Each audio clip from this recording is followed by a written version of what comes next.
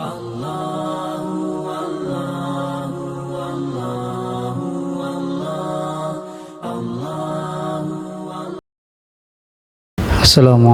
warahmatullahi wabarakatuh. Alhamdulillah rabbil alamin. Alhamdulillahilladzi hadana li hadza wa ma kunna linahtadiya laula an hadana Allah. Asyhadu an la ilaha illallah wahdahu la syarika lah wa asyhadu anna Muhammadan abduhu wa rasuluh. Allahumma shalli wa sallim ala nabiyyina Muhammad wa ala alihi wa sahbihi ajma'in, amma ba'd. Subhanaka la ilma lana illa ma 'allamtana innaka antal alimul hakim. Rabbi shrah li sadri wa yassir li amri wahlul 'uqdatam min lisani yafqahu qawli. Hadirin jamaah maghrib yang semoga senantiasa dirahmati oleh Allah Subhanahu wa taala. Alhamdulillah, kembali kita dikumpulkan oleh Allah Subhanahu wa taala dalam majelis ilmu bainal maghrib wal isya. Semoga kita semua mendapatkan keridhaan Allah Subhanahu wa taala dan ampunannya, dan dimudahkan untuk memasuki surganya kelak. Salawat dan salam tak lupa kita kirimkan kepada Rasulullah sallallahu alaihi wasallam, Nabi panutan kita, dan kita senantiasa mohon kepada Allah agar kita dikumpulkan bersama beliau sallallahu alaihi wasallam di surganya Allah kelak. Jemaah sekalian yang dimuliakan Allah Subhanahu wa taala, alhamdulillah kita diberikan nikmat Islam oleh Allah Subhanahu wa taala, diberikan nikmat keimanan dan taufiknya, sehingga kita berada di atas fitrah yang sebagaimana disebutkan oleh Nabi kita Muhammad sallallahu alaihi wasallam, ma min mauludin illa yuladu alal fitrah. Kama qala sallallahu alaihi wasallam, tidak ada bayi yang lahir kecuali semuanya lahir dalam keadaan fitrahnya, yaitu Islam. Fa abawahu yuhawwidanihi aw yunassiranihi aw yumajjisanihi. Orang tuanya lah yang menyebabkan mereka, yang memberikan bi'ah atau lingkungan sehingga anak-anaknya menjadi Yahudi atau menjadi Nasrani atau menjadi Majusi. Peran orang tua sangatlah besar, jemaah sekalian berbahagia, di dalam membimbing anak-anaknya, dalam membimbing generasinya. Kita ingat apa yang Allah Subhanahu wa taala sebutkan, kisah daripada Ya'qub alaihissalam sebelum beliau meninggal. Am kuntum syuhada idh hadara Ya'qub al-maut. Apakah kalian menyaksikan di saat Ya'qub dalam keadaan sakaratul maut, dan dia mewasiatkan kepada anaknya, ma ta'buduna min ba'di, apa yang engkau sembah setelah aku meninggal. Sampai dalam keadaan sakarat seperti ini pun seorang bapa, seorang rasul bahkan mewasiatkan kepada anaknya dan bertanya kepada anaknya tentang tauhidnya kepada Allah Subhanahu wa taala, siapa yang akan disembah sepeninggalnya.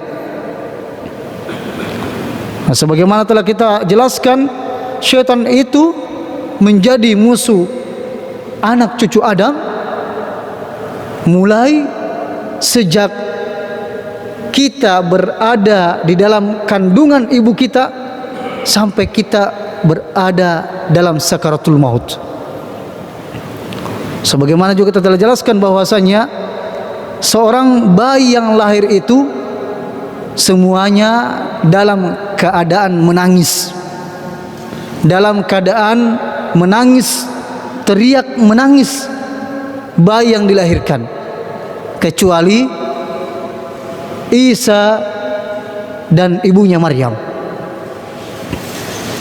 Di antara hal penjagaan Allah Subhanahu wa taala kepada mereka berdua, karena ibunya Maryam yang merupakan istri dari Imran pernah berdoa kepada Allah Subhanahu wa taala ketika melahirkan Maryam dan mengatakan, inni sammaituha Maryam, ya Allah, aku telah memberikan nama anak saya ini Maryam, wa inni u'idzuha bika wa dzurriyyataha minasyaitonir rajim, dan aku meminta perlindungan kepadamu ya Allah agar engkau melindunginya dan melindungi keturunannya dari syaitan yang terkutuk.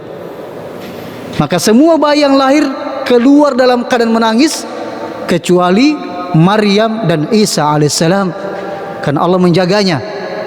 Dan sebagaimana dalam hadis, disebabkan karena ta'nus syaitan, disebabkan karena tusukan syaitan ketika bayi ingin lahir, inilah yang membuat mereka menangis. Jadi perseteruan syaitan dengan manusia itu mulai sebelum lahir. Mulai sebelum lahir. Makanya kita dianjurkan meruqyah istri kita, meruqyah kandungannya. Ya, terkadang kita mendapatkan hasil daripada USG, ya, bahwasanya bayi terlilit misalnya. Alhamdulillah sudah banyak kejadian-kejadian kita dapatkan ketika seorang meruqyah istrinya, bayi tersebut keluar dengan normal. Ini karena adanya peran syaitan berusaha untuk mencelakakan bayi tersebut. Nah, juga dalam riwayat yang lain jemaah sekalian, sebelum kita meninggal dalam keadaan sakaratul maut pun, syaitan berusaha untuk menyesatkan kita dan agar kita meninggal dalam keadaan kafir. Syaitan akan datang dan mengatakan, mut ala Yahudi, matilah engkau dalam keadaan Yahudi, mut ala Nasrani, matilah engkau dalam keadaan Nasrani, mut ala Majus, dan sebagainya, dengan tujuan agar kita meninggal dalam keadaan kafir. Sehingga ketika Imam Ahmad rahimahullah didatangi di saat menjelang kematiannya, didatangi oleh syaitan, katakan, engkau telah terbebas dari ujian atau was-was kami, ya, bisikan-bisikan kami, wahai Ahmad. Tapi apa kata Ahmad, Imam Ahmad rahimahullah, laisa ba'd, belum saatnya, belum saatnya, ya, belum saatnya. Ya, ini menunjukkan agar Imam Ahmad merasa bangga dengan amalannya. Syaitan mendatangi ketika ingin meninggal. Nah, ini bahaya jemaah sekalian. Sehingga ada doa yang diajarkan kepada kita agar kita berlindung kepada Allah Subhanahu wa taala di takhabbutus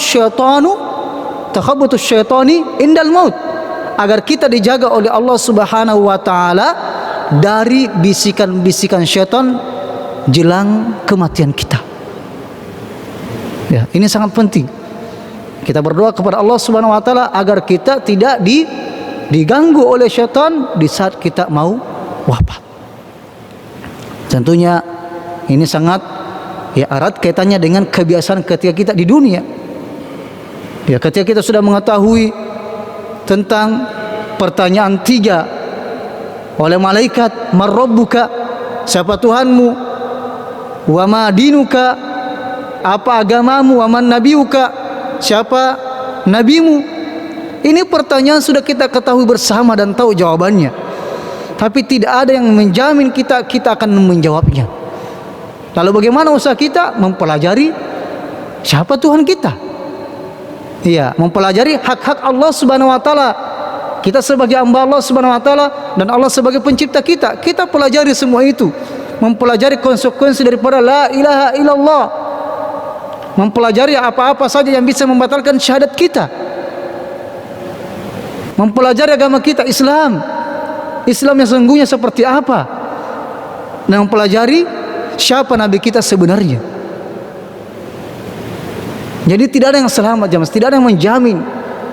Maka usaha kita adalah dengan mempelajari ketiga-tiga tersebut, 3 pondasi utama 3 landasan utama, yaitu mengenal Allah Subhanahu wa taala pencipta kita, mengenal agama kita yaitu Islam, mempelajari rukun Islam dan mempelajari rukun iman dengan baik, dan mengenal Nabi kita Muhammad sallallahu alaihi wasallam.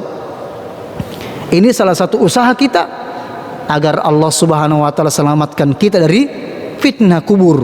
Fitnah kubur yaitu su'alul malakin, pertanyaan daripada malaikat tersebut. Karena kalau kita tidak bisa menjawab, ya sebagaimana dalam riwayat orang-orang kafir ketika ditanya dia tidak bisa menjawab, langsung dipukul, ya sampai berantakan jasadnya. Na'udzubillahi min dzalik. Azab yang begitu pedih dalam kubur jamaah sekalian. Ya kalaulah ya kita sering merasakan ketika musim kemarau, sering mati lampu, mati listrik, itu belum seberapa, dan kita syukur tidak 24 jam mati lampu. Kita syukur bukan 24 jam mati lampu. Kalau mungkin mati lampu malamnya mungkin beberapa jam saja. Dan ini yang merupakan perlu kita jadikan ibrah semua, menjadikan pelajaran. Kalau ini saja lampu berapa jam saja kita sudah mengeluh, bagaimana dengan di kuburan kita nanti sendiri? Yang bawa penerangan adalah amalan-amalan kita.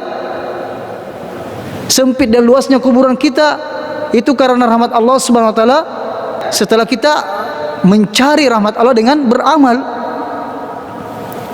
Nah, jadi itu perannya syaitan dalam menyesatkan anak cucu Adam, karena memang musuh kita adalah syaitan laknatullah alaihi. Dan iblis telah berjanji kepada Allah, anzirni ila yaumi yub'atsun, ya Allah berikanlah aku tangguhan sampai hari kiamat. Maka kita akan didatangi dari kanan kita, dari kiri kita, dari belakang kita, dari depan kita. Semua akan didatangi oleh Allah didatangi oleh syaitan untuk menyesatkan kita. Makanya ada zikir yang kita sudah sering baca dalam zikir pagi dan zikir pagi petang. Ya, kita berdoa kepada Allah Subhanahu wa taala, ya Allah, jagalah aku, jagalah diri aku ini, dari diri saya, dari sebelah kanan, dari sebelah kiri, dari sebelah depan, dari sebelah belakang. Allahumma ihfazni min baini yadayya wa min khalfi wa an yamini wa an shimali wa min fawqi. Itu di antara zikir yang perlu kita senantiasa baca. Selain kita berlindung kepada Allah agar kita dijauhkan oleh syaitan, dan kita juga berlindung dari musibah-musibah yang terjadi dari berbagai arah tersebut. Dari sebelah kanan atau dari sebelah kiri atau depan atau belakang atau dari bawah atau dari atas. Kalau dari bawah menurut penafsiran ulama kita adalah gempa. Kalau dari langit berupa angin atau hujan batu dan sebagainya yang ditimpakan kepada orang-orang terdahulu, dan dari berbagai arah. Makanya jangan kita luput dari membaca zikir pagi petang ini, sangat penting kita hayati dengan baik. Kalau kita tidak sempat baca, kita di masjid setelah sholat subuh atau setelah sholat asar, baca sambil kita berjalan ke tempat kerja kita atau di tempat kita bekerja kalau masih luput dan lupa. Jadi agama yang diakui oleh Allah Subhanahu wa taala adalah agama Islam. Innad dina indallahil Islam. Agama yang diakui oleh Allah Subhanahu wa taala hanyalah Islam. Yaitu pertanyaan yang kedua dari malaikat. Madinuka, apa agamamu? Ini yang harus kita tanamkan baik-baik. Agama kita adalah Islam. Atau apa itu Islam? Islam artinya al-istislam lillahi bitauhid, berserah diri kepada Allah dengan cara mengesakannya. Qul huwallahu ahad. Ini ayat ini, surat ini sudah kita hafal mati. Qul huwallahu ahad. Katakanlah Allahu ahad, esa satu. Allah somad, tempat bergantung kita kepada Allah Subhanahu wa taala. Makanya jemaah sekalian, di antara penjelasan ulama kita, di antara nama khususnya Allah adalah As-Somad. Maka tidak boleh ada mengatakan namanya Somad kecuali dengan menggunakan kata ta'bid Abdus Somad. Sama dengan Rahman, Abdur Rahman. Jadi di antara nama khusus Allah adalah Somad. Kalau ada nama Somad kita panggil Abdus Somad. Sama dengan Rahman, Abdur Rahman. sama dengan Abdullah, tidak ada orang namanya Allah.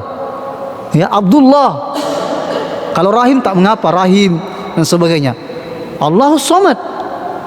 Apalagi lam yalid wa lam yulad. Ini sudah kita hafal mati. Allah itu tidak beranak dan tidak diperanakan. Lalu kenapa masih ada seakan-akan ingin yang mengatakan selamat atas perayaan Anda meyakini Allah punya anak? Ini bukan perkataan biasa jemaah sekalian. Nabi kita di zaman Nabi kita Muhammad SAW hidup dengan bersamanya sebelum Yahudi diusir, hidup sama Yahudi dan agama yang lainnya. Tapi tidak ada sedikit pun riwayat yang menjelaskan bahwasanya Nabi kita mengucapkan selamat kepada mereka, karena ini masalah keyakinan. Tidak boleh kita campur baurkan. Lakum dinukum waliyadin, tegas sekali dalam surat Al-Kafirun. Bagimu agamamu, bagiku agamaku. Ya, kenapa ayat sebelumnya jemaah sekalian la a'budu ma ta'budun? Karena orang-orang kafir sudah putus asa. Sudah putus asa untuk membujuk Nabi SAW dan untuk menghalangi dakwanya Nabi SAW agar berhenti berdakwah. Sampai-sampai mereka bernegosiasi, begini saja Muhammad, tahun ini saya dengan kamu menyembah Tuhan kamu, tahun depan atau tahun setelahnya saya lagi dengan kamu menyembah Tuhan saya. Ini kan namanya apa? Mencampur adukan. Makanya dipertegas lakum dinukum waliyadin. Tidak boleh campur adukan. Masalah akidah tidak ada masalah tawar menawar, karena masalah keyakinan kita. Nah, ini diantara madakhilus syaitan, tempat masuknya syaitan. Tempat masuknya syaitan yaitu ittiba'ul hawa. Ittiba'ul hawa. Jadi al-istislam lillahi bitauhid. Islam itu adalah al-istislam lillahi bitauhid, berserah diri kepada Allah dengan cara mengesakannya. Lam yalid walam yulad walam yakul lahu kufuwan ahad. Tidak ada yang serupa dengan Allah Subhanahu wa taala. Tidak boleh kita membayangkan Allah itu seperti apa, karena kita tidak pernah melihat Allah Subhanahu wa taala. Karena ada golongan jamaah sekalian, ada golongan yang menyimpang dari ajaran Islam yang murni. Nanti mau sholat, nanti mau takbiratul ihram, kalau ada yang dilihat, sehingga berulang-ulang kali dia bertakbiratul ihram, Allahu Akbar, di tangannya bergerak kemana-kemana. Kalau dia pernah metok ko atinna, dia pak belum jadi katanya takbiratul ihram, belum ada yang dilihat. Ini kan namanya tasbih, menyerupakan Allah dengan makhluk. Kita tidak pernah melihat Allah Subhanahu wa taala. Walam yakul lahu kufuwan ahad. Tidak ada yang serupa dengan Allah. Tidak boleh kita membayang-bayangkan. Sangat tegas sekali ini surah Al-Ikhlas jemaah sekalian. Makanya seorang mu'allafa Irene Handoya, beliau masuk Islam karena membaca ayat ini. Yang sangat penting dalam kehidupan kita, sudah hafal mati surat ini. Ya, walaupun mungkin kita baring-baring kita sudah tahu dan kita sudah hafal, tapi justru kita menyalahi isinya. Justru kita menyalahi isinya. Telah kita jelaskan tadi yang pertama, Islam itu apa? Berserah diri kepada Allah dengan cara mengesakannya. Kemudian wal inqiyadu lahu bitta'ah, tunduk kepada Allah dengan cara mentaatinya. Jadi semua apa yang Allah perintahkan kepada kita, semua apa yang Allah larang dari kita, kita harus sami'na wa ata'na. Kami mendengar, kami taat. Itulah konsekuensi mengatakan raditu billahi robba. Aku ridho Allah sebagai Tuhanku. Kalau kita sudah mengatakan aku ridho Allah sebagai Tuhanku, kita harus tunduk kepada Allah dari berbagai macam perintah Allah dan menjauhi larangannya. Tidak ada tawar menawar, karena kita butuh kepada Allah Subhanahu wa taala. Kita adalah ciptaan Allah, kita mempergunakan fasilitas yang Allah berikan kepada kita semuanya. Kemudian yang ketiga, poin yang ketiga daripada makna Islam, ini pernah kita bahas tapi perlu sangat ditekankan lagi adalah al-bara'atu minasyirki wa ahlihi, berlepas diri dari segala macam bentuk kesyirikan dan pelaku kesyirikan. Ini harus kita berlepas diri. Makanya dalam ayat setelah ayat Al-Kursi, apa Allah sebutkan? La ikraha fid din. Tidak ada paksaan dalam agama. Tidak boleh kita paksakan orang lain masuk kepada agama kita untuk beribadah. Namun qad tabayyana ar-rusydu minal ghayy. Namun telah jelas mana yang hak dan mana yang batil. Famay yakfur bit-taghuti wa yu'min billah. Inilah makna la ilaha illallah. Famay yakfur, maka barang siapa yang mengingkari sesembahan selain Allah, la ilaha, wa yu'min billah, dan menetapkan Allah Tuhan satu-satunya yang disembah, faqad istamsaka bil urwatil wuthqa, maka dia telah memegang erat agama Allah Subhanahu wa taala ini. Ini la ilaha illallah. La ilaha artinya apa? Kita ingkari semua sesembahan selain Allah. Illallah, kecuali Allah. Dalam artian yang lain, kita ingkari semua agama kecuali agama Islam. Tapi yang maksudnya jamaah sekalian, kita mengakui keberadaannya, bukan mengakui kebenarannya. Karena setiap agama pasti masing-masing mengatakan agamanya benar. Lalu kenapa kita mau dipaksa untuk meyakini kebenaran agama orang? Padahal masing-masing mengatakan semua sesat kecuali agamanya. Coba Anda tanyakan kepada agama lain, apakah Islam itu benar? Pasti mengatakan sesat. Ya, lalu kenapa kita mau dipaksakan untuk membenarkan agama orang? Ini kan pluralisme yang sangat menyesatkan, yang menyalahi la ilaha illallah, menyalahi syahadat kita. Jadi kita mengakui keberagaman yang ada di negara kita. Ya, negara kita mengakui keberadaan mereka, tapi tidak bisa dicampur adukan sebagaimana kita sering berikan permisalan. Tidak bisa itu dicampurkan kopi dengan teh. Ada yang pernah minum seperti itu? Kopi dengan teh, masa mau dicampur? Orang minum teh, apa kita pesan, Pak? Teh. Kita kopi. Kamu harus minum teh. Kok paksa orang itu? Ya, atau campur adukan. Nah, ini kan bahaya, mencampur adukan. Wala talbisul haqqa bil batil. Jangan mencampur adukan yang hak dengan yang batil, tidak boleh. Tidak bisa dicampur adukan agama kita ini. Wal bara'atu minasyirk, kita harus berlepas diri. Al bara'ah, sebagaimana Nabi Ibrahim adalah qudwah kita dalam tauhid, al bara'ah, berlepas diri. Bahkan kalau orang tua yang menyuruh kita untuk berbuat syirik, tidak boleh kita taati.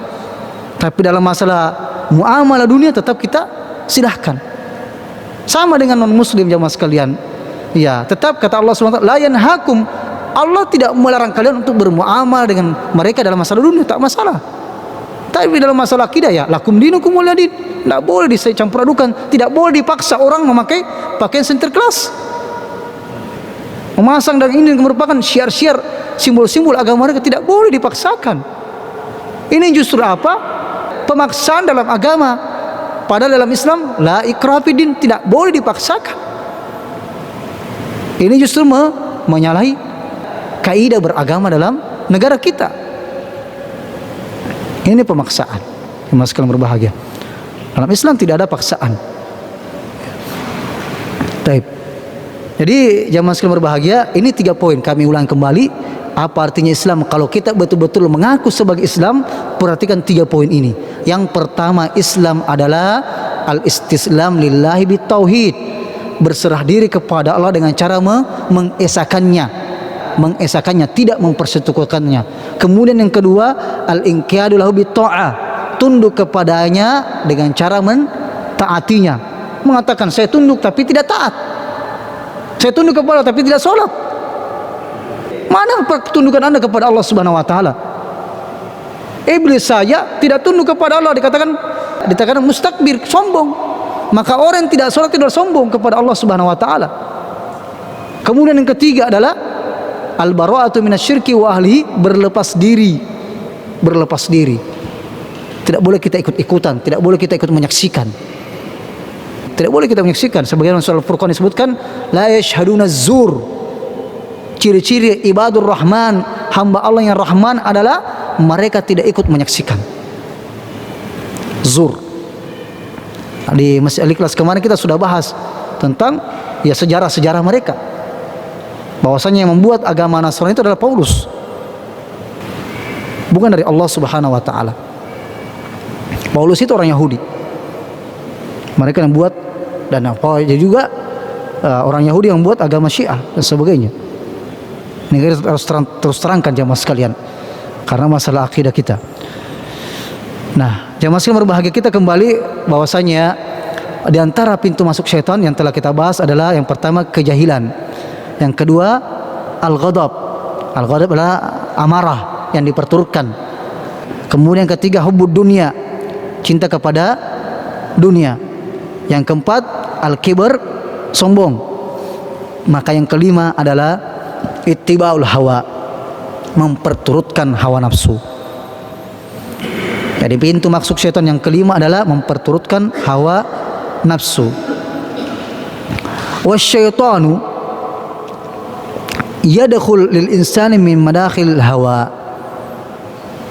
Syaitan itu masuk kepada manusia dari pintu memperturutkan hawa nafsu. Fazuyyina lahu syahwatihi wa yadfa'uhu ilaiha. Maka syaitan itu akan menghiasi syahwat kita, menghiasi hawa nafsu kita, agar kita terperdaya dengan nafsu kita. Setiap manusia punya nafsu. Fa'alhama fujuraha wa taqwaha. Tapi kita diperintahkan untuk mengontrol nafsu kita. Bahkan Allah mengatakan zuyyina lin-nasi hubbus syahwat. Telah dijadikan indah bagi manusia itu mencintai syahwat, dari wanita, dari harta. Itu adalah merupakan syahwat, semuanya dijadikan indah. Tapi bagaimana kita mengontrol diri kita agar kita tidak terperdaya oleh syahwat kita. Nah, inilah pentingnya qad aflaha man zakkaha. Sungguh beruntunglah orang yang menyucikan hatinya, mengarahkan terus nafsunya ini. Karena begitu banyak macam ya nafsu jamaah sekalian. Di antaranya disebutkan dalam ayat adalah nafsu al-ammara. Sebagaimana disebutkan tentang istrinya raja yang telah menggoda Nabi Yusuf alaihissalam. Nafsu ammara, nafsu yang menyuruh terus kepada kemaksiatan. Makanya kita harus perlu senantiasa kontrol ini dengan senantiasa menjaga ketaatan kita kepada Allah. Karena kapan-kapan kita lalai dari kewajiban, disitulah syaitan akan masuk memperdaya kita. Lalai dari pegangan kita, tali kita, satu-satu persatu lepas itu ikatan, sudah syaitan akan masuk di situ. Jadi kita harus punya rem. Motor harus punya rem, mobil punya rem. Lampu merah kita singgah. Kalau dibiarkan, apa yang terjadi? Bisa kecelakaan dan yang lain sebagainya. Jadi nafsu harus direm, dikontrol dengan bermajelis seperti ini. Wa tawasau bil haqqi ilal ladzina amanu, beriman dengan cara apa? Menuntut ilmu. Wa amilus solihat, dengan cara apa? Beramal soleh, mengamalkan apa yang telah kita ketahui. Wa tawasau bil haqqi wa tawasau bis sabr. Inilah yang bisa merem nafsu kita. Dan tentunya senantiasa meminta doa kepada Allah Subhanahu wa taala, berdoa kepada Allah agar kita dijauhkan dari kendali nafsu kita. Makanya dalam satu riwayat disebutkan ketika Nabi SAW membaca atau mendengarkan ayat Allah Subhanahu wa taala, fa'alhamaha fujuraha wa taqwaha, kami telah mengilhamkan kepada manusia itu jalan buruk dan jalan takwa. Qad aflaha man zakkaha wa qad khaba man dassaha. Maka Nabi SAW singgah sebentar dan berdoa kepada Allah, Allahumma ati nafsi taqwaha. Ya Allah, berikanlah ketakwaan pada jiwa saya, pada nafsu saya, ya jiwa saya. Wa zakkiha wa anta khairu man zakkaha. sucikan ya Allah, Engkaulah sebaik-baik penyuci jiwa. Anta waliyuha wa maulaha, Engkaulah pelindung dan penolongnya ya Allah. Kita minta kepada Allah, ya muqallibal qulub tsabbit qalbi ala dinik, ya Allah yang membolak-balikkan hati, tetapkanlah hatiku di jalan agamamu ya Allah. Kita minta kepada Allah, ihdinas siratal mustaqim, ya Allah istiqomahkanlah aku di jalan yang lurus. Ini senantiasa kita minta kepada Allah agar nafsu kita itu terkontrol dengan baik. Seorang pemuda yang sudah bergejolak syahwatnya, ia minta izin kepada Nabi alaihi salatu wassalam untuk melakukan zina. Ya Rasulullah, izinkan aku berzina. Sahabat sudah mau memukulnya, tapi Nabi SAW melarangnya. Kemudian seorang pemuda tersebut diajak dialog oleh Nabi SAW dan mengatakan, atardahu li ummi, apakah engkau ridha kalau perzinahan tersebut terjadi pada ibumu, pada saudarimu, pada tantemu, dan pada mahrammu semua? Maka pemuda mengatakan, ya Rasulullah, tapi syahwat ini sangat bergejolak. Maka Nabi SAW mendoakannya, Allah maghfir lahu, ya Allah ampunilah dosa-dosanya, wa tahhir qalbahu, sucikanlah hatinya ya Allah, wa hassin farjahu, dan jagalah kemaluannya. Maka sejak itu, kata pemuda tersebut, aku tidak pernah terpikirkan lagi untuk berzina. Maka perbanyaklah doa ini jamaah sekalian. Ya Allah ampuni aku, ya Allah sucikan hatiku dan jagalah kemaluanku. Karena fitnah wanita ya merupakan di antara fitnah yang sangat terbesar yang telah apalagi di zaman sekarang ini, adanya medsos yang sangat mudah untuk orang melakukan perzinahan. Na'udzubillah min dzalik. Sangat berbahaya. Jadi dikontrol dengan baik dengan ya 4 sifat yang telah disebutkan dalam surat Al-Asri. Telah kita sebutkan tadi, kalau kita mau beruntung, kemudian senantiasa berdoa kepada Allah Subhanahu wa taala. Di antara hal yang bisa merusak atau akibat daripada di saat orang memperturutkan hawa nafsunya adalah yang pertama, adamul istijabati li Rasulillah. Orang yang memperturutkan hawa nafsunya, bagaimanapun dia tahu hukum sesuatu, tahu ini merupakan hukum Allah Subhanahu wa taala, tahu ini merupakan sesuatu yang dilarang oleh Allah dan Rasulnya, maka dia tidak mampu mengontrol dirinya. Dia akan menolaknya. Fa illam yastajibu laka fa'lam annama yattabi'una ahwa'ahum. Ketahuilah, kalau mereka tidak memenuhi seruanmu wahai Rasulullah, maka sesungguhnya mereka telah memperturutkan hawa nafsunya. Memperturutkan hawa nafsunya. Nah, inilah yang menyebabkan orang-orang Yahudi membunuh para nabi. Ya, membunuh para nabi. Kata Allah Subhanahu wa taala, "Afa kullama ja'akum rasulun bima la tahwa anfusukum istakbartum fa fariqan kadzdzabatum wa fariqan taqtulun." Apakah setiap kali datang Rasul kepada kalian, kemudian tidak sesuai dengan hawa nafsu kalian, tidak sependapat dengan kalian, kalian sombong dan kalian membunuh mereka? Inilah keadaan Bani Israel, orang Yahudi. Setiap diutus Rasul kepadanya tidak sepaham dengan mereka, maka apakah mereka mendustakannya atau membunuh para Rasul? Ini orang-orang Yahudi. Ya, jadi jangan heran kalau anak-anak, wanita, dan kaum muslimin di Palestina, di Gaza, mereka habis-habiskan, bantai habis-habiskan, tanpa melihat bulu, tanpa melihat rumah sakit, tanpa melihat orang sakit, tidak pandang bulu. Kenapa? Nabi saja dibunuh, Rasul saja dibunuh, Allah dilecehkan, Allah diremehkan, Allah dicela. Jadi tidak usah kaget orang seperti ini. Na'udzubillah min dzalik. Ya, makanya kita sangat bersyukur kepada Allah. Allah menjadikan kita sebagai hambanya yang Islam, Muslim, berserah diri kepada Allah Subhanahu wa taala. Dan inilah nikmat yang sangat terbesar jamaah sekalian. Kita syukur karena ini merupakan kuncinya, syahadat kita kunci untuk masuk surga. Karena orang kafir, orang musyrik itu tidak melewati sirat, langsung jatuh ke neraka jahanam. Tidak tawar-menawar jemaah sekalian. Maka kita syukur dan minta kepada Allah agar kita diwafatkan dalam keadaan Islam, berserah diri kepada Allah. Jangan sampai karena harta, wanita, jabatan, ini fitnah semua yang bisa memalingkan kita dari ajaran Allah Subhanahu wa taala, memalingkan kita dari Islam. Begitu banyak orang yang murtad disebabkan karena 3 fitnah ini.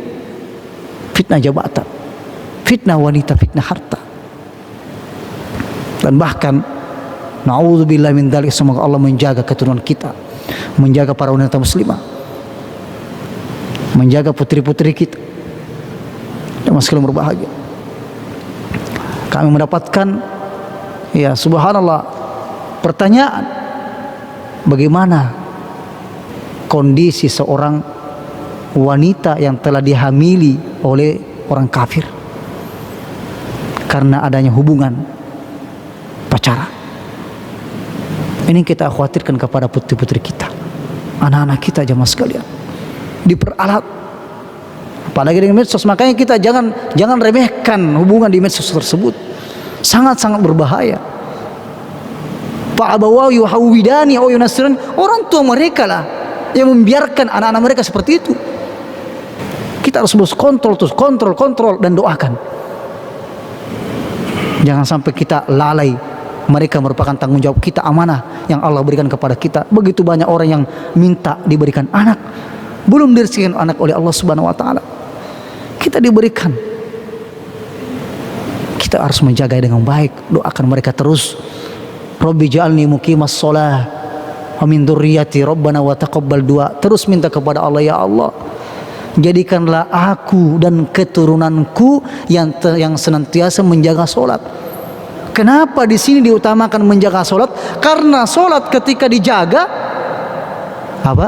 Innas solata tanha anil fahsya'i wal munkar. Solat ketika dijaga, maka solat akan menjaga kita. Solat ketika dijaga, maka solat akan menjaga anak-anak kita dari perbuatan keji dan munkar. Dijaga, bukan sekedar dilaksanakan. Yang penting pun yang sempajang, bukan itu, harus dijaga. Karena Allah katakan hafizu, jagalah, bukan sekedar dilaksanakan, bukan sekedar mengatakan yang penting pun yang sempajang, bukan itu. Harus terus kita. Kalau Nabi SAW mengatakan alimu yamuru auladakum, suruhlah anak kalian untuk sholat pada umur 7 tahun, disuruh. Kalau umur 10 tahun belum mau sholat, dipukul. Ini dari umur 7 tahun sampai 10 tahun jemaah sekalian.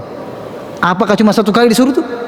Dari umur 7 tahun sampai 10 tahun. Artinya apa? Berkesinambungan, disuruh terus, bukan cuma sekali. Jangan sampai kita diazab oleh Allah SWT. Na'udzubillah min dzalik, karena kita lalai dari tanggung jawab kita dalam mengarahkan anak-anak kita. Ini yang pertama tadi adalah akibat dari memperturutkan hawa nafsu, tidak mengikuti aturan Allah Subhanahu wa taala. Yang kedua adalah al-inhirafu fil aqidah, tersesatnya seseorang dalam akidahnya, tersesat dari akidah yang sebenarnya. Makanya Allah katakan, qul ya ahlal kitabi la taghlu fi dinikum ghairal haqqi. Hai ahlu kitab, janganlah kalian berlebih-lebihan di dalam agama kalian dengan cara yang tidak benar. Wala tattabi'u ahwa'a qaumin qad dallu, dan janganlah kalian mengikuti orang-orang yang telah sesat terdahulu. Wa adallu katsira wa dallu an sawa'is sabil, dan mereka telah menyesatkan orang banyak dan mereka telah sesat dari jalan Allah Subhanahu wa taala. Fanahum an ittiba'i ahwa'id dallin alladzina lam yu'assisu aqidatahum ala ilmin wa huda.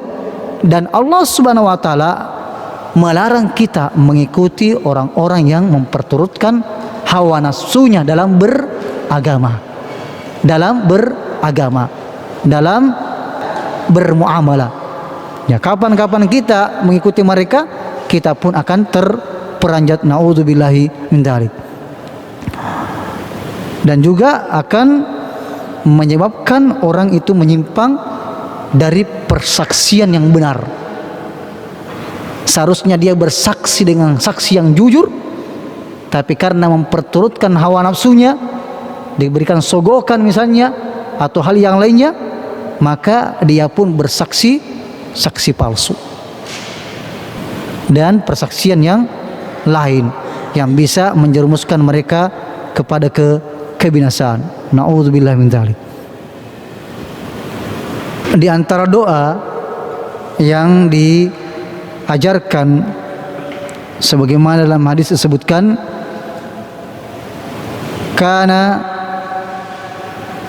Rasulullah SAW yasta'idzu billahi min syarril hawa, adalah Rasulullah SAW pernah meminta perlindungan kepada Allah Subhanahu wa taala dari kejahatan nafsu, hawa, dengan doanya, Allahumma inni a'udzubika min munkaratil akhlak. Ya Allah, aku berlindung kepadamu dari kejelekan akhlak, dari akhlak yang jelek. Ini sangat penting bagi kita juga. Ya, kita berlindung kepada Allah agar kita dijauhkan dari akhlak yang buruk, wal a'mali wal ahwa, dan buruknya amal dan nafsu, hawa nafsu.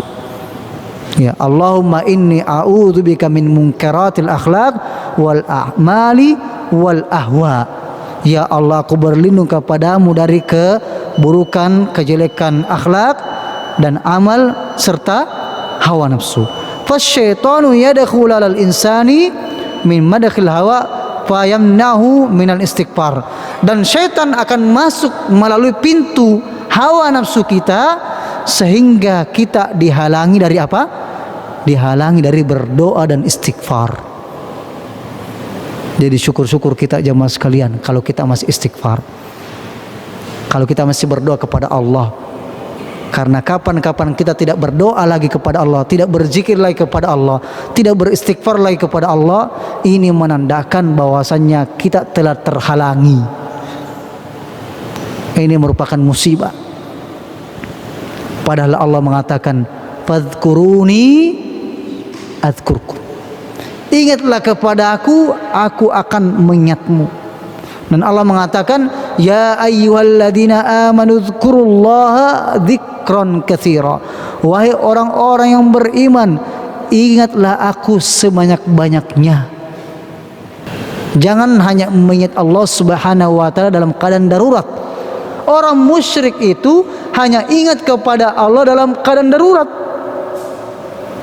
Dan sebagian kita, na'udzubillah min dzalik, hanya ingat kepada Allah dalam keadaan darurat. Orang musyrik jamaah sekalian, fa idza raqiba fil fulki, ya, kalau mereka di atas berlayar di atas lautan dengan kapalnya, kemudian datang ombak yang sangat besar, angin yang sangat kencang, mereka langsung menghadap kepada Allah, minta tolong kepada Allah Subhanahu wa taala. Falamma najjahum minal barri idahum yusyrikun. Namun ketika Allah selamatkan dia ke daratan, dia langsung kembali berbuat kesyirikan. Jangan sampai kita seperti orang musyrik. Nanti kembali kepada Allah hanya ketika dalam keadaan darurat. Ta'arraf ila Allah fir raha ya'rifka fi syiddah. Kenallah Allah, dekatlah kepada Allah di saat engkau lapang, maka Allah akan menolongmu di saat engkau susah. Ini jemaah sekalian, ya, semoga Allah Subhanahu wa taala senantiasa mengistiqomahkan kita di dalam keislaman yang sebenarnya, Islam yang sebenarnya, dan kita diberikan hidayah terus menerus di atas hidayah Islam yang sebenarnya, dan kita diwafatkan dalam keadaan berserah diri kepada Allah Subhanahu wa taala. Allahumma tawaffana muslimin wa alhiqna bis solihin. Subhanakallahumma bihamdik asyhadu an la ilaha illa anta astaghfiruka wa atubu ilaik. Wa sallallahu ala nabiyyina Muhammad walhamdulillahirabbil alamin. Assalamualaikum warahmatullahi wabarakatuh.